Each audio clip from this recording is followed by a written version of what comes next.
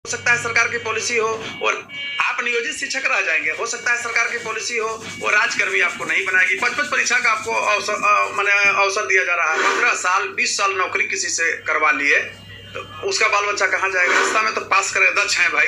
दक्ष का अर्थ क्या होता है? परिपूर्ण है, योग्य है। और फिर आप कहें सक्षमता परीक्षा क्या होता है? क्या क्या शब्द है? ये तो राजनीति से प्रभावित हो गया है शिक्षा विभाग भी। अच्छे अच्छे अफसरों को लोग रहने नहीं दे रहा है। शिक्षक यह भी नहीं घबराए कि आप अगर परीक्षा फेल कर जाते हैं तो हमारी नौकरी चली जाएगी। देखिए, बिहार में नियोजित शिक्षकों की 26 तारीख से सक्षमता परीक्षा ले जाने से पहले लगातार कई सारे लाखों लाख नियोजित शिक्षक सक्षमता परीक्षा का विरोध कर रहे हैं। पटना हाईकोर्ट में मामला इन दिनों चल रहा है नियोजित शिक्षकों को देखते हुए। ऐसे हमारे साथ बात करने के लिए पटना हाईकोर्ट के जाने माने अधिवक्ता डॉक्टर कौशलेंद्र नारायण है, जुड़ेंगे, बात करेंगे। कौशलेंद्र जी, नियोजित शिक्षकों का मामला पटना हाईकोर्ट में चल रहा है, ऐसे में क्या कुछ होगा? नियोजित शिक्षकों की परीक्षा होनी है, 26 तारीख से स्टार्ट हो रहा है और ये देखा जाए तो मार्च 13 तक चलेगा।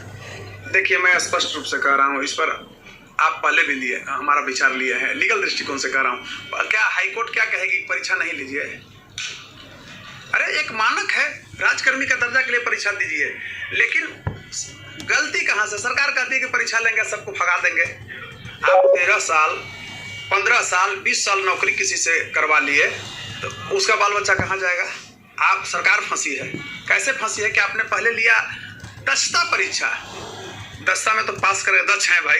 दक्ष का अर्थ क्या होता है? परिपूर्ण है, योग्य है। और फिर आप कहें सक्षमता परीक्षा क्या होता है? क्या क्या शब्द है? ये तो भाई माने गजब सरकार है, हमको समझ में नहीं आती है।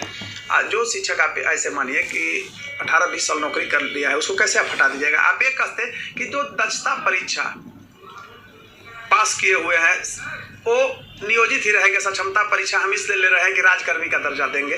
लेकिन क्या करेंगे? अब सबको देना पड़ेगा आपको, क्योंकि शिक्षक जो है कहाँ जाएगा बेचारा? सोसाइटी का वही पार्ट है। आप इतना दिन नौकरी ले लिए ना, जिस दिन दक्षता परीक्षा में अगर मान ली कहते हैं कि शिक्षक सही नहीं आए थे तो दक्षता परीक्षा में अगर गड़बड़ी था तो उसी दिन उन लोग को हटा देते। और देखिए, मैं छुपाता नहीं हूँ, मानक जो सोसाइटी का है वो बदल चुका है। अब क्या है कि आवो हवा हो गया है सोसाइटी का, राजनीति से प्रभावित हो गया है शिक्षा विभाग भी। अच्छे अच्छे अफसरों को लोग रहने नहीं दे रहा है। ये खासकर शिक्षक संघ जो है वो भी कई खंडों में टूट पड़ा है। क्योंकि एक चीज मैं बता रहा हूँ, कैसे कहते हैं कि परीक्षा रुक जाएगा। इसके पूर्व उसका केस नंबर CWJC 236/2024 वो CWJC नंबर है। उसमें कहा हाईकोर्ट कहा है, वो हमारे विद्वान कहिए इस रूप में कहिए लर्नेड एडवोकेट जनरल साहब थे। और आज के डेट में जो यहाँ एडवोकेट जनरल हैं वो उनकी ख्याति तो पूरे राष्ट्रीय स्तर की है। एक अच्छे वकील हैं हमारे एडवोकेट जनरल साहब ने। तो एडवोकेट जनरल साहब ने तो उसमें काउंटर एफिडेविट के लिए ले लिया, समय ले लिया चीफ जस्टिस साहब से। तो उसमें कहाँ रोकने का आदेश है? अगर उसी दिन होता तो स्टे कराया जाता। तो अब हमारे लर्नेड एडवोकेट जनरल ने उस पर ले लिया। तो कहने का अर्थ हुआ, मैं स्पष्ट रूप से कहूँगा कि परीक्षा उनको देना पड़ेगा। हर सरकार कोई उस पर रिस्ट्रिक्शन नहीं लगाएगी।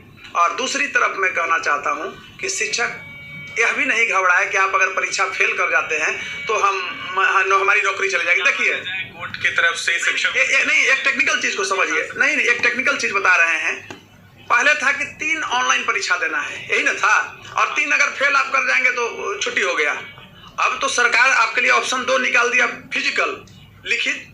तो 3 और 2 5 वो है। अगर 5 भी आप नहीं पास करते हैं, एक दिन का नहीं ना है, तो 5 नहीं पास करते हैं तो क्या होगा? आप नियोजित शिक्षक रह जाएंगे। हो सकता है सरकार की पॉलिसी हो और राजकर्मी आपको नहीं बनाएगी। 5-5 परीक्षा का आपको अवसर दिया जा रहा है।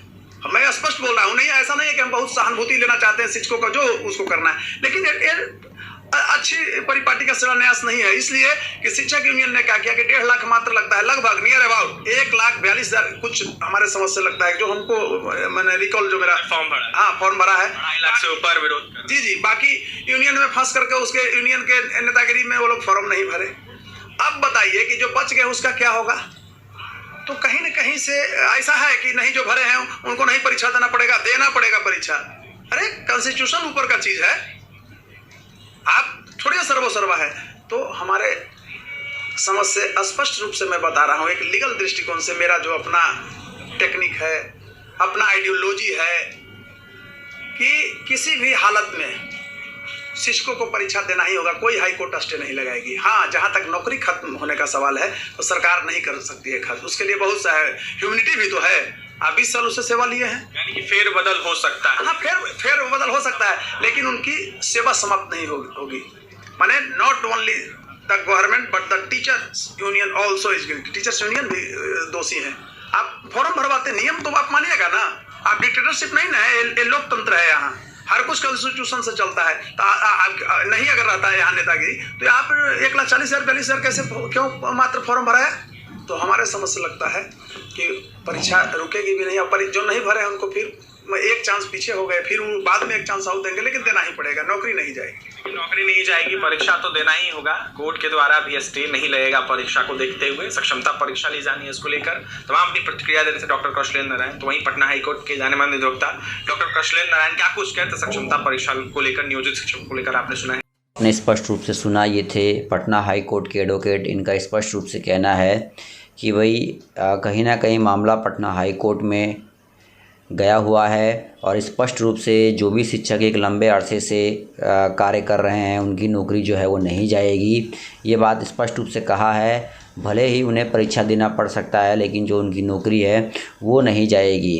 तो स्पष्ट रूप से अब देखते हैं क्या कुछ होता है। एक तरफ से ये भी आशा लगाया जा रहा है कि पेपर कैंसिल हो सकता है, क्योंकि लगातार जो शिक्षक संगठन हैं वो वार्ता भी कर रहे हैं, लगातार बातें भी हो रही हैं। तो अब जो भी होगा वो तो खैर आने वाला समय ही बताएगा, लेकिन फ़िलहाल तो ये बात क्लियर है कि कहीं ना कहीं आप सभी जो हैं, जो भी सक्षमता परीक्षा है उसका जो व्यापक रूप में विरोध चल रहा है, इसके मद्देनज़र कहीं ना कहीं ऐसा हो सकता है कि भाई परीक्षा पर रोक लग सकती है। तो अब जो भी होगा वो तो खैर समय ही बताएगा।